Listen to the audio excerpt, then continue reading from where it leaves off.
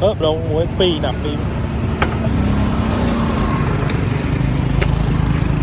luộc xoang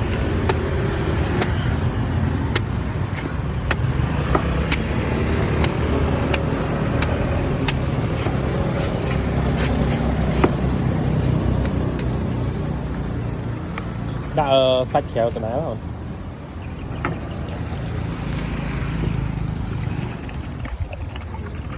ôi trời này bớt tí cho trời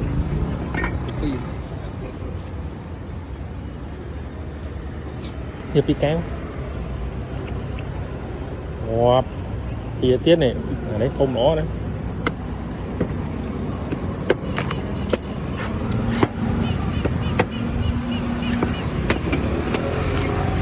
không chờ nó